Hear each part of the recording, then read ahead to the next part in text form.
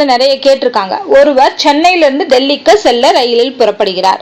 அவர் தனது பயணத்தை புதன்கிழமை 10:30 மணி, அதான் 22:30 கொடுத்திருக்காங்க, 10:30 மணிக்கு தொடங்குகிறார் அப்படின்னா எந்தவித தாமதமின்றி இரவில் ரயிலில் செல்வதாக கொண்டால் மொத்த பயண நேரம் 32 மணி நேரம் ஆகும்.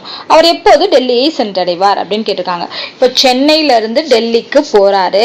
ஸோ இப்போ ஸ்டார்டிங் கிளம்புறது வந்து 22:30க்கு கிளம்புறாரு. அதாவது 10:30 மணி, நைட்டு 10:30 மணிக்கு கிளம்புறாருன்னா டெல்லிக்கு போறதுக்கு டோட்டலா ஆகக்கூடிய மணி நேரம் 32 மணி நேரம்.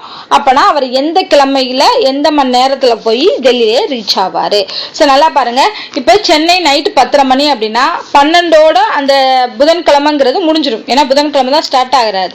அப்போ நம்ம என்ன பண்ணணும்னா இந்த 32 பிரிக்கணும். 32 நான் எப்படி பிரிக்கிறேன் அப்படின்னா, ஏன்னா எனக்கு 24 மணி நேரம்னா ஒரு நாள். ஸோ அதனால 24 பிளஸ் எவ்வளோ மணி நேரம் மிச்சம் இருக்கு, 24 போச்சு அப்படின்னா மிச்சம் வந்து 8 மணி நேரம். ஓகேவா?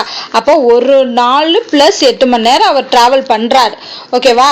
ஸோ இங்க பாருங்க, இங்க ஒரு நாள் ஆகணும். அதாவது 22:10க்கு கிளம்புறாரு, 12 மணி ஆனாதான் அந்த புதன் முடியும். அதுக்கு எவ்வளோ மணி நேரம் வேணும் எக்ஸ்ட்ரா பார்த்தீங்கன்னா 1.5 மணி நேரம் வேணும். ஸோ 1.5 மணி நேரத்தை நான் அந்த 8ல இருந்து எடுத்துக்கிறேன். 8ல இருந்து எடுத்துட்டேன்னா இங்க என்ன ஆயிரும், புதன்கிழமை கம்ப்ளீட் ஆயிரும். ஸோ அப்போ புதன்கிழமை பிளஸ் இந்த 8ல 1.5 மணி நேரம் போச்சுன்னா எவ்வளோ, 6.5 மணி நேரம் மிச்சம் இருக்கு. ஓகேவா? அப்போ புதன் முடிஞ்சிருச்சு. அடுத்து ஒரு நாளும் 6.5 மணி நேரமும் டிராவல் பண்றாரு அப்படின்னா வியாழனும் முடிஞ்சிரும். அடுத்து என்னது, வெள்ளிக்கிழமை. அப்போ வெள்ளிக்கிழமை காலையில 6:30 மணிக்கு. அப்போ வெள்ளிக்கிழமை 6:30 மணிக்கு அவரு டெல்லியை ரீச் ஆவாரு.